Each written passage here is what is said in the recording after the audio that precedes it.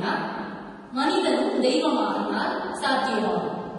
இப்ப எல்லாரும் தெய்வமாயிட முடியுமா அப்படிங்கிற கேள்வி எல்லாருக்குள்ளேயும் இருக்கு. இந்த கேள்விக்கு விடை காண்பதற்காக தான் நம்ம இன்னைக்கு இங்க வந்திருக்கோம். கோயில் கலைமாமணி பட்டம் பெற்ற தமிழ் செம்மல் ஐயா தேனப்பன் அவர்களை உங்கள் சார்பாக சந்தித்து வந்திருக்கிறேன். உங்கள் கேள்விகளுக்கு விடை காண்போமா ஐயா? இப்ப சமீபத்துல நான் பல டிவிகளையும் பார்க்கிறேன், பள்ளிகளையும் பார்க்கிறேன். அதிகமான இடங்கள்ல நீங்க இடம்பெற்று வாருங்க. அப்போ உங்களுடைய கேள்விகள் எல்லாம் உங்களுடைய அறிவுத்திட்டங்கள் மிகப்பெரிய கேள்விகளாக தான் நினைக்கிறேன். எத்தனை பெரிய கேள்வி இருந்தாலும் அவன் இருந்தாலே அவன் தான் வழங்கி பதில் சொல்ல நான் கடமைப்பட்டிருக்கேன். கேளுமா ஐயா, உண்மையாவே மனிதன் தெய்வமாக முடியுமா? நான் டைரக்டாவே கேள்வி ரொம்ப படிச்சிருக்கீங்க. முடியும். முயன்றா எதுவுமே முடியும். நம்ம எங்கிருந்து வந்தோம் அப்படிங்கிற நம்ம ஆதித்யனை நம்ம கேட்டோம்னா நமக்கு இதற்கான பதில் கிடைக்கும். நம்ம அந்த இறைவனுடைய ஒரு சிறு கூடாக பிறந்து இன்னைக்கு வளர்ந்திருக்கிறோம். இறைவனுடைய ஒரு அம்சம் தான் நம்ம. அவனுடைய ஆற்றல் இல்லாமல் நம்ம வளர முடியாது. அதனாலதான் உடையாய் என்னை கண்டுகொண்டே ஆட்கொண்டனால அப்படின்னு அவருக்கு நம்மை ஆட்கொள்ள போகிறோம். நம்மை அவர்தான் உள்ளே இருந்து ஆட்சி படைத்திருக்கின்றார்.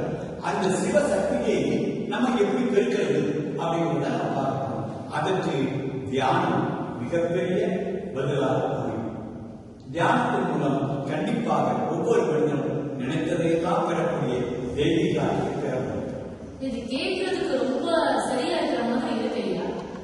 ஆனா நீங்க எல்லாத்தையுமே பாசிட்டிவா பேசுறீங்க, முடியும் சாத்தியமே சொல்றீங்க. ஆனா இது ஆதாரப்பூர்வமா நீங்க சொல்ல முடியுமா? ஏன்னா மனிதன் என்பவன் புல் பூண்டிலிருந்து மிருகமாயி பறவையாய் பாம்பாயி இன்னைக்கு மனிதனா இருக்கிறவன், மனித மிருகமா இருக்கிறவன். ஏன்னா நம்ம ஆங்கிலத்திலே சோசியல் அனிமல் தான் சொல்றோம். மனித மிருகமா இருக்கிறவன் எப்படி மனித தெய்வமா? அதாவது பரிணாம வளர்ச்சி ரொம்ப அருமையா சொன்னீங்க. நம்ம புல்லுல இருந்தா வந்தோம். ஆனா அந்த புல்லை படைத்தவர் இறைவன். அந்த இறை ஆற்று தான் நம்ம ஒவ்வொரு விதமா பரிணாம வளர்ச்சியை கொண்டு வந்திருக்கு. நம்ம நினைச்சோம்னா நம்முடைய பெயர் மனித மிருகம். அந்த மிருகங்கிறத கட் பண்ணிட்டு தெய்வத்தை சேர்த்து ஈயப்பத்திற்கு நாங்கள் சாத்தியம் அது மாதிரி நம்ம கற்று வச்சிட்டோம்னா கண்டிப்பாக உள்ளே இருக்கக்கூடிய தெய்வீகாக நமக்குள்ள இருக்கிறது வெளியில வரும்.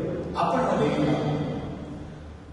நீங்க நிறைய படிச்சு வந்ததுனால நிச்சயமா ஒரு சொல்ல சொன்னா அதை உடனே அகழ்வாய்வு செஞ்சு அதுக்கான பொருளை சொல்லக்கூடிய ஆற்றல் இருக்கு. அதனால கேட்கிறேன், தெய்வம்னா அந்த சொல்லுக்கு என்ன வரும்? தெய்வம் அப்படின்னா அதை கொஞ்சம் பிரிச்சு பார்த்தோம்னா தெய் கூட்டல் அம். தெய்னா மறைஞ்சிருக்கிறது, அம்னா அழகு. நம்ம உள்ளுக்குள்ள இருக்கிற அழகு மறைஞ்சிருக்கிறது தான் தெய்வம். ரொம்ப அருமையா நமக்குள்ளே வளர்ந்திருக்கக்கூடியது தெய்வம் தான். அந்த தெய்வீக ஆற்றலை வெளிப்படுத்துவதுதான் தியானம். இதை இன்னொரு காரணமே நம்ம சொல்லலாம், கடவுள் நம்ம சொல்லலாம். அந்த கடவுள் சொல்லக்கூடியும் என்ன பிரிச்சு சொல்ல பார்ப்போம். கடவுள் அப்படின்னா கடவுட்டர் உள்னா கடல் உள்ளுக்குள்ள இருக்கிற விஷயத்தை கடவுள் போடுறாங்க. அவர் கடவுளும் இருக்கிறார், நம் உள்ளும் இருக்கிறார். அதைத்தான் சொன்னாங்க. அவர் பொருளும் இருக்கிறார், திருவிழும் இருக்கிறார். அவர் நமக்குள்ள இருக்கிறார் இல்லையா? நிச்சயமா இருக்கிறார். அந்த தெய்வீக ஆற்றலை எப்படி வெளிப்படுத்துறது அப்படிங்கிறதுதான் நம்முடைய கற்பக தியானத்தை முறைப்படி கற்பிச்சிருக்கிறார். மற்ற இடத்துல கூட பாத்தீங்கன்னா நாளிகை, அங்குசம், பாசம், வரதகரம், அபயகரம் இருக்கும். ஏதாவது ஒரு ஆயுதம் வச்சிருப்பாங்க. நீங்க டாக்டருடைய மணி, அதனால உங்களுக்கு எளிமையா போயிருக்கும். ஆபரேஷன் போற ஒரு டாக்டர் எந்த ஒரு ஆயுதமும் இல்லாம எதையும் ரிமூவ் பண்ண முடியாது. அகந்தை கிழங்கை அகழ்ந்து வெளுக்கும் தொழுப்பர் உடற்கோயிலுக்கு ஏற்று விளக்கேன். அப்படி நம்ம இருக்கக்கூடியது மூணு. நம்ம மிருகமா மாறுவது மூணு தான். என்னென்ன? ஆணவம், கர்மம், மாயம். இந்த மூணும் பூர்வ ஜென்மத்தால நமக்கு வந்தது. நம்ம நினைக்கிறோம் நான் பெரிய ஆளு, பெரிய சாதனை படைச்சவன் அப்படின்னு நினைக்கிறதுனாலேயே நமக்கு கருதி அவங்க கற்பனை போய்கிறோம். இது ஆணவம். கர்மம் பூர்வ ஜென்மத்தில் விளைச்சல நம்ம அறுவடை பண்ணாம ஒன்றும் பண்ண முடியாது. அது கர்மம். அடுத்தது நம்ம உலகம் இன்பமயமான நம்ம செய்ய வேண்டிய கடமைகள் பலத்தை செய்யாம நம்ம விட்டுறோம். திருப்பூர் போன் வரும், சித்தப்பாவுக்கு ரொம்ப உடம்பு முடியல, அப்புறம் ஆஸ்பத்திரியில் செஞ்சாங்க அப்படின்னு சொல்றாங்க. உடனே நாம கேட்கிறோம், ஸ்கூட்டர்ல மனைவி கேட்கிறாங்க, என்ன போன் சித்தப்பா முடியல அப்போலோ வச்சிருக்காங்க, உடனே வச்சிருக்காங்க. நமக்கு சினிமா டிக்கெட் ரிசர்வ் பண்ணியாச்சு. அவர் ஆஸ்பத்திரி சினிமா முடிச்சுட்டு போவோம் வாங்க அப்படி. சரி அப்படி சினிமா முடிச்சுட்டு போகலாம் சார், ரொம்ப சீரியஸ் ஆச்சு, ஆனால் மெட்ராஸ் கொண்டு போயிட்டாங்க, உங்களை மெட்ராஸ் போக சொல்லுவாங்க. முதல்ல பார்த்துட்டு யாருக்கிட்டே பார்த்துப்பாங்க. இந்த மாயை பயப்படுறதுனால பல பிரச்சனை வந்துச்சு. இந்த ஆணவம் கர்மம் மாயைக்கு அந்த மூலம் நம்ம உடனடியாக ரிமூவ் பண்ணணும், வச்சுக்க கூடாது. அப்படின்னால நம்ம தமிழ் பெரியவர்கள் எப்படி அது தெரிஞ்சுக்கிறது தெரியுமா? ஆணவம் மரம், கர்மம் மரம், மாயா மரம். பறவைகள்லாம் அற்புதமான வாழ்க்கை வாழ்ற காரணம் தெரியுமா? தேவையில்லாத ஒரு கழிவு பொருளை பறந்துகிட்டே இருந்தாலும் உடனே அங்கங்க போட்டு மரத்தை வச்சுக்க கூடாது. நம்முடைய வாழ்க்கை மிகச் சிறப்பா இருக்கணும்னா காலையில் ஒருவர் இரவு மாலை ஒருவர் கண்டிப்பா அதை ரிமூவ் பண்ணிட்டோம்னா நம்முடைய வாழ்க்கை குச்சி குச்சிமா. தேவையில்லாத வச்சுக்கிறதுனால தேவையில்லாத பிரச்சனைகள், நோய் கிருமிகள் எல்லாம். அப்படி இந்த அகந்தை கிழங்கை அகங்களுக்கு 3 ஆணவம் கர்மம் மாயை, இந்த 3 வாழ்க்கையை நம்ம தோல்வி எடுக்கிறது எந்த வழி அப்படிங்கிறது தட்சிணாமூர்த்தி தான் ரொம்ப அருமையான வழி சொல்றார். அவர் நம்மள மாதிரி நிறைய நேரம் பேச மாட்டாங்க. மௌனம் ஒரு பாஷை. இப்படித்தான் கேட்க மனிதன் தெய்வமாக என்னையா பண்ணணும் அப்படின்னு கேட்டார். இப்படி கை வச்சாங்க, ஒன்றும் புரியல. என்ன பொடி போட போறாரா, என்னத்துக்கு இப்படி கை வச்சாரு அப்படின்னு தெரியல. அப்புறம் தான் யோசிச்சு பார்த்தோம், இது கடவுள், இது நம்முடைய ஆன்மா உயிர். இந்த உயிர் எப்பவும் கடவுள் போகாது. பச்சைமா கோயில் போவோம், யாரோ போவோம், அந்த போவோம். ஆணவம் கர்மம் இந்த 3ஓட தான் சேர்ந்து எப்பவுமே நம்ம யாரும் நல்லவனா அவன் சேர்ந்தது கிடையாது. எதுவும் கொல்லாதவனா அவனுடைய சேர்ந்து பூமியெல்லாம் அடிச்சு அடிபட்டு அப்புறமா தெரிஞ்சது. இந்த 3ம் நமக்கு கெடுதல் தரது. நம்ம திருவள்ளுவர் முடிக்கக்கூடிய ஆள் உலகத்திலே கிடையாது. அவர் சொன்னார், யாதனையும் யாதனையும் நீதியார் முதல் அதனையும் அதனையும் இழந்த. யார் யார் கெட்டவனோ அவனோட சேர்ந்து அவனால் வரக்கூடிய திருமணம் வந்தே தேவை. தவறான ஆளுகளுடன் சேர்ந்துருந்தா அவங்கள காரணா போலீஸ் நம்மளுக்கு தான் முடியும். அதனால இந்த 3 பேரோட சேராதீங்க. மும்மலம் வேறுபட்டு ஒழிய மொய்த்து உயிர் அம்மதம் தாழ்வி அடையும் கைமர காட்சியில் கருவ நல்கிய செம்மறை அல்லது உடன் சித்தியாக. அப்படி நம்ம தியானம் பண்றதன் மூலமாக அந்த மிருக சக்தியை கற்பழித்து தெய்வ சக்தியோடு சேர்க்கும். தத்துவம் அசி அப்படின்னு தத்துவம் என்னன்னா, நீ அறிவாக இருக்கிறாய், நீ யாராக இருக்கிறாய், கடவுளாக இருக்கிறாய். பாரதியார் மாதிரி எளிமையா யாராக சொல்ல முடியும். ஒரே வரியில ஒரு காப்பி எழுதி நம்ம முன்னா ஒரே வரியில ஒரு காப்பியத்துடைய செய்தியை அப்படி சுத்தமா சொல்லிடுறாங்க. அவர் சொல்றாரு, தெய்வம் எடுத்தா பொதுமனை தொழுது வச்சது. தெய்வம் வேற எங்கேயும் இல்ல, நீ என்று உணர். அந்த தெய்வ சக்தி எங்க இருக்கு அப்படின்னா அடிவகுப்புல, நம்ம மாறுல, சிறுமொழி. இந்த 3 இடத்துலயும் 3 பேட்ச் வச்சிருக்காரு ஆண்டு. நம்ம தினசரி செல்போன் சார்ஜ் பண்றத இந்த 3 பேட்ச் சார்ஜ் பண்ணணும். அவர் என்ன சொல்றாருன்னா, இப்படி சிறுமுத்திர வச்சு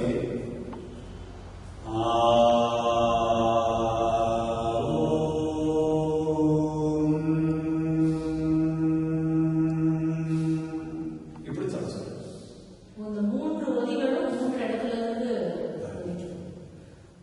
சொன்னீங்கன்னா அறிவு சொன்னா விமனாசனம். இது படைக்கிறார்கள், இது காப்பாற்றுகிறார்கள், இது நமக்கு வரக்கூடிய துன்பத்தை முன்கூட்டி கண்டுபிடிச்சு வரலாறு அழைக்கக்கூடியார்கள். ஜெனரேட்டர், ஆபரேட்டர், டெஸ்டார் 3 சொல்லுக்குமான முதல் எழுத்து operator who destroy a big god. சிம்பிளா சொல்லிருக்கீங்க. ஜெனரேட்டர் ஆபரேட்டர் டெஸ்ட்ராயருக்கான 3 பவரை நம்மகிட்ட இருக்கு. நீ கடவுளுடைய அம்சம், நீ நினைச்சதெல்லாம் பண்ணலாம். உனக்கு தேவையில்லாத மாயை எல்லாம் விட்டு ஆணவம் தன்னும் மாயை விட்டுட்டனா என்னோட சேர. எல்லா மதங்களையுமே இதெல்லாம் சொல்லியிருக்க மாதிரி இருக்கு. நீங்க இன்னும் சொல்றது இப்ப நம்ம ஆமென் அல்லாஹ் அப்படிங்கிறதுமே இந்த 3 ஒலிகளுமே வரும்போது கண்டிப்பா அந்த ஆனா இல்லாம எதுவும் கிடையாது. உலகம் தோன்றிட்டு இந்த ஓங்கிற வந்தது. அந்த ஓங்கிறது ஒரு ஒயர் மாதிரி, அதுக்குள்ள 3 ஒயர் நம்ம இதுல சிறப்பு கருப்பு பச்சைன்னு சொல்லுவோம். ஒன்று பாசிட்டிவ், ஒன்று நெகட்டிவ், ஒன்று நியூட்ரல். அது கரெக்டா கணக்கு கொடுத்தா மாற்றி கொடுத்தோம்னா ஒண்ணு. அப்படி நம்ம கிட்ட இருக்கக்கூடிய தெய்வ சக்தியை கிரியேட் பண்ணி நம்ம மனிதன் தெய்வமாக இருக்கு தியானத்தை பண்ணினா நிச்சயமாக நாம் தெய்வமாக தேவை. அதுல 3 ஸ்டெப் இருக்கு. எல்லார் வீட்டுக்கும் பவுண்டேஷன் ஒரு மாதிரி தான் போடும். ஆனா கட்டுறது அவங்க நம்ம என்ன பாவம் பண்ணணுமோ அந்த பாவத்துக்கு தக்கன மந்திரத்தை சொல்லி சொல்லணும்னா சீக்கிரம் பாவம் கலந்து போய் நம்ம புண்ணியம் செய்யும். ஆமா, அவர்கள் செய்த பாவத்துக்கு தக்கன பரிகார மந்திரம் சொல்றோம். நம்ம திருவள்ளுவர் சொன்னாரு, நீங்க டாக்டர் ஈஸியா நோய் நாடி அழுதலிக்கு வாய் நாடி வாய்ப்பு. என்ன பிரச்சனை? ஒரு தினத்துல என்ன பாவம் பண்ணிட்டு அந்த பாவத்தை ப்ரூவ் பண்ணக்கூடிய ஆள் யாரு? அந்த தெய்வத்துக்கான மூல மந்திரம். அந்த மூல மந்திரத்தை எடுத்து கற்பக விநாயகர் மாதிரி இப்படி வச்சு 5 தடவை சொல்லுவோம். நம்முடைய ஆன்மா இருக்குங்களா, அந்த ஆன்மாவை ஒரு ஆத்ம லிங்கமா கையில ஏற்றுவதாக கற்பனை பண்ணிட்டு மூக்குண்ணியை பார்த்தா பாடி கண்ணில் சிவபெருமான்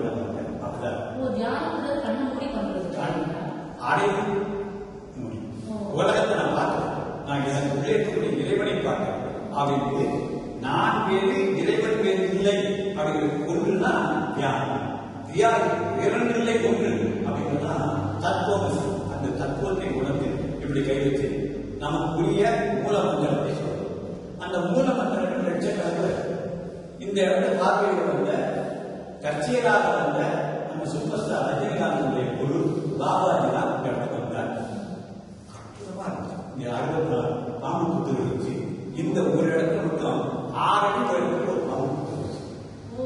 அந்த இடத்துல உட்கார்ந்து அவருடைய சீடர்கள் 64 பேர் உட்கார்ந்து தியானம். நான் வந்து பார்த்தீங்க யாருக்கும் தெரியலையே, பாபாஜி இந்த இடத்துக்கு வந்து தியானம். தியானத்தால் அவ்வளவு நன்மைகள் இருந்தது. பஞ்சபாண்டவர்கள் வந்து இங்க அர்ஜுனன் தவம் இடம் கோயில பாருங்க, மருதீஸ்வரன் எழுதி அர்ஜுன வனேஸ்வரன்.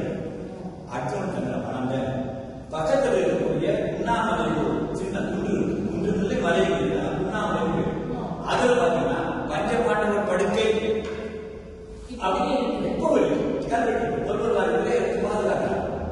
பஞ்சபாண்டவர் இந்த இடத்துல தியானம் பண்ணனால இங்க ஒரு டிவைன் வைப்ரேஷன் நல்லா கைலாசத்தில் கிடைக்கக்கூடிய வைப்ரேஷன் கிடைக்குது. அதனால நீங்க என்ன பண்ணுங்க, இந்த இடத்துல போய் கட்டாது. இந்த இடத்துல எட்டுப்பட்ட பிரமிடா வச்சு தியானம் பண்ணுங்க. எல்லாருமே முழு அறிவாளி. ஒருத்தரை பார்த்து ஒருத்தர் அன்றாட நான் கேட்டேன், ஐயா எட்டுப்பட்ட கட்டணத்தை ரொம்ப செலவு வருவீங்க, அது புதுசா போட்டாங்க அப்படின்னு கேட்டேன். அவர் சொன்னார், உனக்கு திருப்பூர் தெரியுமே, செல்வம் கோழி பொறிகள் குணமிலவே அப்படின்னா என் குணம் தான் தாழை குணம் தான். இறைவன் 8 குணமா தான், நிலம் நீர் காற்று ஆகாயம் நெருப்பு மஞ்சள் சூரிய மண்டலம் சந்திர மண்டலம் நம்முடைய ஆன்மா 8 சேர்த்துதான் இறை ஆற்றல்.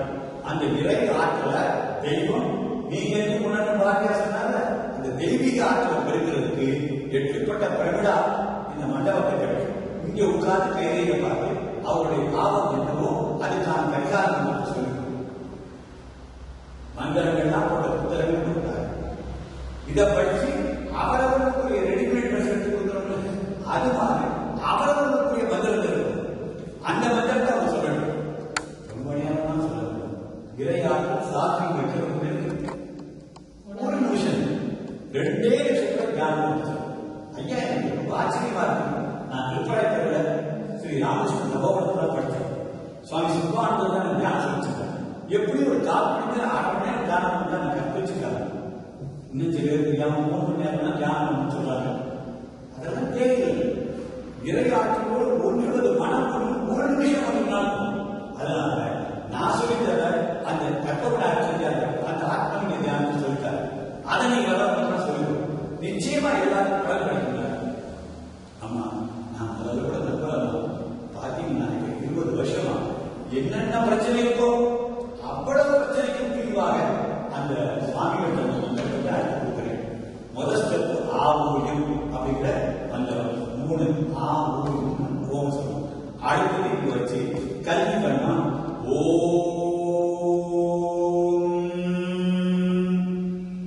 வாயாரே காரி சொல்லுங்க. First oral meditation. இப்படி சொன்னீங்கன்னா ஜலதோஷத்துக்கு கேன்சர் வரைக்கும் எந்த நோயுமே வராது. அவ்வளவு ஆற்றல் உள்ளது. அதுக்கப்புறம் அவ்வளவுக்குள்ள மந்திரம். இப்ப கல்வி கவனிக்கும் அப்படின்னா ஓம்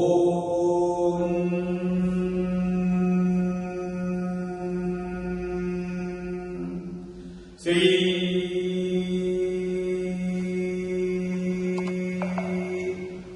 தட்சிணாமூர்த்தி திருவடிகளே போற்றி.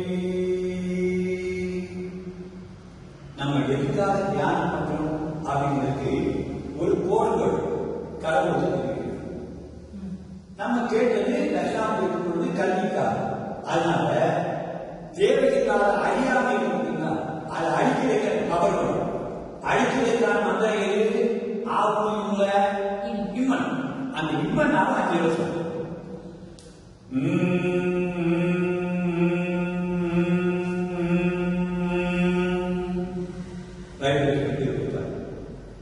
இப்படி 1 2 3 4 5ஆம் தடவை 2 கட்டளை சிவபெருமான பாருங்க, புத்தர் பாருங்க, யார் தியானம் பண்ணாலும் 2 கட்டளை சேர்ந்து முடிக்கிறது. காரணம் என்னங்க, நமக்கு ஜீவாத்மா பரமாத்மா சேர்ந்தால்தான் முக்திகள். அதை இப்படி வச்சு 3ஆவதாக ஒரு ஸ்டெப்.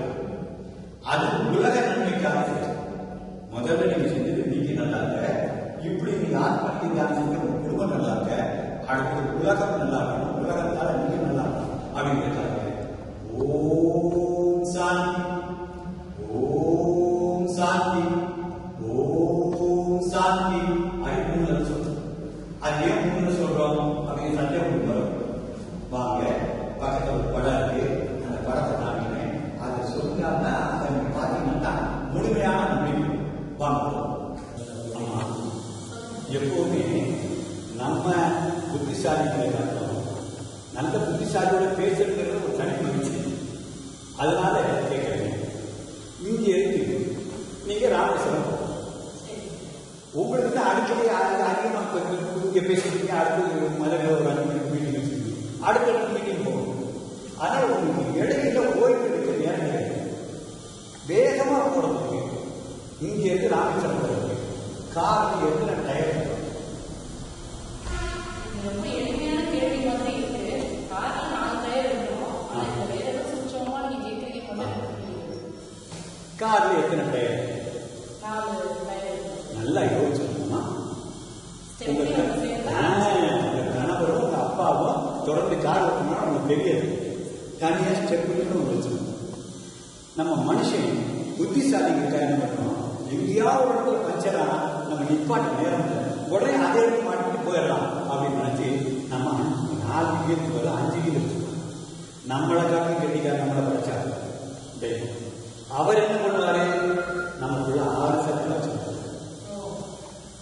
மூலாதாரம், சுவாதிஷ்டானம், மணிபுரகம், அநாகதம், விசுத்தி, ஆக்னி. அந்த ஆக்னியை நெற்றியில தான் நமக்கு நெற்றிட்டு இருக்கணும். ஆமா, குதம், தொப்புள், வயிறு, மாடு, கடல், நெற்றியில். இந்த 6 ஒர்க் பண்ணாதான் நம்ம முழுமையான வாழ்க்கை. சைக்கிள் எடுத்துக்கிறீங்க, கார் எடுத்துங்க, ரெண்டுலையுமே சரி, எந்த எண்ணம் இருந்தாலும் பின்வீல் மட்டும்தான். வீட்டில் பொம்பளை இயக்கிறவராக ஆம்பளை ஓடான்னு பாருங்க. அது மாதிரி பின்சக்கரம் மட்டும்தான் இயக்கும், இதெல்லாம் இயங்கும். அப்படி இந்த 6 சக்கரங்களை இந்த மூலாதாரம் பார்த்தீங்களா, இதுதான் நம்மளை இயக்குது. ஒவ்வொரு சக்கரத்தையும் சுற்றி கொடுக்கும். குதம்பு ஆசனம், அந்த ஆசனம் அந்த இடம் இங்க இருக்கு. இந்த இடம் இந்த இடத்துல ஓம் ஸ்தானம், ஓம் ஸ்தானம், ஓம் ஸ்தானம் அப்படி 3 தடவை நீங்க தினசரி காலையில் 3வது ஸ்டெப் தியானம். ஃபர்ஸ்ட் சின்னத்தில் வச்சு ஆவுடி, அடுத்தது ஓம் ஸ்ரீ தட்சிணாமூர்த்தி திருவிகளை போட்டு 5 தடவை பண்ணா 5 தடவை சொல்றது. அடுத்த 3வது ஸ்டெப் இந்த ஓம் சாந்தி 3 தடவை சொல்றீங்கன்னா மூலாதாரத்தை பவர் சுவாதிஷ்டானம் மணிப்பூரகம் ஆரோக்கியம் உங்க நெற்றி கெடுத்தாங்க. இது தேவையில்லை, இதை செய்யலாம், இதை செய்ய வேண்டாம், அவ்வளவு முடிவெடுக்கிறீங்க. அதுதான் தேவையில்லாத ஈடுபட்டுனா மிருக மனிதன். எது தேவையோ அதை மட்டும் செய்யக்கூடியவன் தெய்வம். அப்படி இந்த 3 தடவை சொன்னீங்கன்னா உங்களுக்கு எப்படி அது பவர்ஃபுல்லா மாறும் அப்படின்னா, முதல் சொல்ற ஓம் சாந்தி வயிற்று பசியை நிறைவு.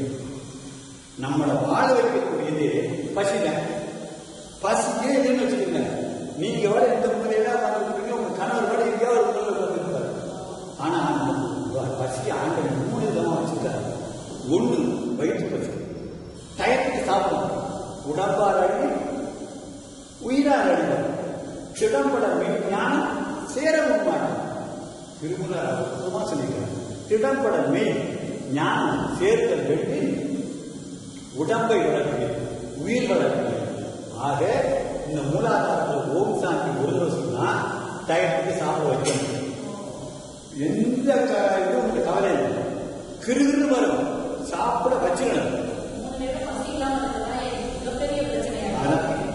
முதல்ல வயிற்று பசி, அடுத்தது வாழ்க்கையினுடைய சுகமே. கணவனுக்கு மனைவி சுகத்தை கொடுப்பது, மனைவிக்கு கணவன் சுகத்தை கொடுப்பது. அதுக்காக பிறந்தது. ஒரு பெண் தாயானால் தான், ஒரு ஆண் தந்தையானால் தான். 2 பேரும் தினசரி ஒருவருக்கு கொடுத்தும் பெற்றும் வாடியா சொல்லுவாங்க. எந்த தாயும் மகிழ்ந்து இருந்தது எத்தனை கோடி இன்பம் வைத்தார் எங்கள் இறைவா அப்படின்னு. அப்படி எல்லா இன்பத்தை அனுபவிக்க கணவனுக்கு மனைவி இன்பத்தை ஆறிவளவனும், மனைவிக்கு கணவன் ஆறிவளவனும். அப்ப அந்த உடம்பு பசி. அடுத்தது ரொம்ப முக்கியமா ஆன்ம பசி. உங்களுக்கு 1 லட்சம் ரூபாய் ஒருத்தர் கடந்தார், 5% வச்சு கொண்டே கொடுக்குறீங்க, எவ்வளவு கொடுக்குறீங்க? உத்தமமான வருமானம். அதான் உண்மை. அடுத்த சொல்வாரு, இன்னும் மேம்பட்ட தொகை வேணா சொல்லுமா, நான் அரேஞ்ச் பண்ணி தரேன், எங்கிட்ட ஃப்ரெண்ட்ஸ் வாங்கிக்கிறேன்.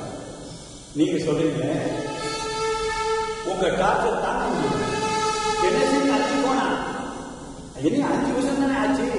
உங்ககிட்ட வாங்கினேன், இந்த பணத்தை 1 வசூலே ஆகும், 50,000 தருது. மரியாதை வாங்கிக்கிறியா இல்லையா? இல்லாட்டா ஏகப்பட்ட ஆடு எங்க அடியாடா இருக்கு, என்ன சொல்றேன் அப்படி கேட்டீங்கன்னா உங்க நம்பர் நோட் பண்ணி இதே மாதிரி வருவாங்க. யாரும் தலை கொடுக்காதீங்க அப்படின்னு கேள்வி போட்டு போன் பண்ணிடுறாங்க. நம்ம ஆண்டவன் உசுர வாங்கி அவர்கிட்ட போது 83 வயசு 93 வயசு திரும்ப கொடுத்துருப்பாங்க. அப்ப எதற்குரிய சேர்த்து உசுரோட புகழ் ஈதல் இசைப்பட வாழ்தல், அது வந்தது ஊதியம் இல்லை. இந்த உயிர் வாழ்ந்த ஊதியம் என்னன்னா கடவுள் புகழ் பூத்த வாழ்க்கை. என்னையா கபில பலன்னு கேள்விப்பட்டது. அந்த கபிலனுடைய பேரை வச்சிருந்த அவரை கண்டு அதிகமா பேசி கொண்டு இவ்வளவு பிரமாதம் முழக்கடத்துல பேரை தெரியலாம் பார்த்துச்சு. 93 வருஷம் தானே வாழ்ந்துருக்கு, இன்னொரு 10 வருஷம் ஆண்டை வாழ வைக்கப்படாதா? கடவுளே அவங்க கொண்டு போய் ஆஸ்பத்திரி சேர்த்து கேட்பா முடியாது, அந்த பொண்ணு எதிர்ச்சி வரணும்பா அப்படின்னு பல பேர் வேண்டிக்கணும். இப்ப பாரத் பாஸ்கெட் வேண்டிட்டாங்க, அது மாதிரி உங்களுக்கு வேண்டிக்கணும். புகழ் பூத்த வாழ்க்கை வாழணும். அந்த வாழ்க்கையை தரக்கூடியதா இந்த 3வது சொல்ற ஆன்மாவுக்கு நிறைவு தரக்கூடிய சாந்தி. இந்த 3 சாந்தியும் சொல்றதுக்கு மூலாதாரத்தை போட்டு எனக்கு ஓம் சாந்தி, ஓம் சாந்தி, ஓம் சாந்தி 3 சொல்லி பாருங்க. உங்க வாழ்க்கை கூட சாந்தி சாந்தி சாந்தியாக. இதுதான் தியானம் கண்டிக்கக்கூடிய நமக்கு தரக்கூடிய மிகப்பெரிய தொகுதி. தியானத்தால் மனிதன் என்பவன் மகிழ்ச்சி. நல்ல உரையாடல், பயனுள்ள உரையாடல், அறிவாளியோட உரையாடல், மிகப்பெரிய மகிழ்ச்சி. நாம வந்து இந்த காலத்துல ஸ்ட்ரெஸ் ரிலீஃப் கிளாஸ் எல்லாம் அத்தனை பேர் ஆன்லைன் அவ்வளோ கிளாஸ் போடுறாங்க. அதெல்லாம் நம்ம போய் பார்த்து பணம் கட்டி நம்ம போய் சேரோம்.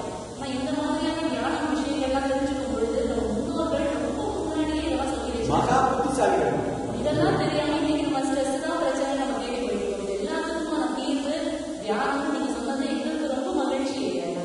நிறைய 10 டாக்டர் பக்கம் வாங்க வேண்டியது. அவர் எழுந்த நாயகர் வீடுகன உலகத்துல எந்த இலக்கியமும் கிடையாது. தியானத்தை பத்தி அவ்வளவு சொல்லியிருக்கேன். நாயகரை படிச்சு பாருங்க. உலகத்துடைய எல்லா இன்பங்களும் அதுல இருக்கு. நீங்க பரிபூர்ண வாழ்க்கை வாழ்க்கணும்னா சந்தோஷம்.